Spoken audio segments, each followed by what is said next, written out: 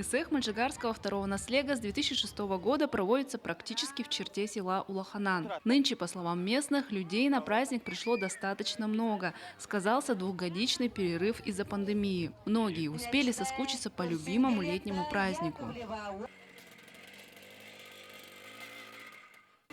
Одним из почетных иногородних гостей стал Леонид Григорьев, внук Спиридона Григорьева, уроженца села Улаханан, который из неграмотного деревенского мальчика смог стать первым профессиональным режиссером якутского драмтеатра.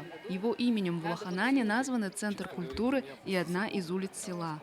Где-то, наверное, с 2015 года вдруг пришло такое сознание и желание посетить те места, откуда мои корни, будем говорить. И я стал сюда регулярно приезжать, в том числе и на праздник Эсэх, и так, и охота, рыбалки. Какой же Эсэх без спортивных состязаний? В этом году для жителей и гостей Наслега провели 2 турнира по национальному многоборью среди детей и для взрослых. На детских соревнованиях главной болельщицей была старожил Наслега Наталья Тимофеева. Сегодня у нас самый младший внук участвует. Пришли за него болеть? Да, все пришли. И родители, и вот бабушка. Все за него. Он совсем маленький, первоклассник. Взрослый турнир по якутскому многоборью организовали нынче впервые, и назывался он «Бертебатур». Мужчины и юноши старше 18 лет должны были показать свое мастерство в борьбе хапсагай, перетягивании палки и поднятии камня.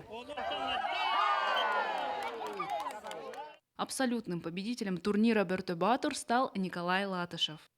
Также для жителей Наслега провели лотерею, главным призом которой был морозильный ларь. Продали более 300 билетов, выручили около 80 тысяч рублей, которые направят на реализацию проекта «Отсыпка дорог к летникам» в рамках программы поддержки местных инициатив.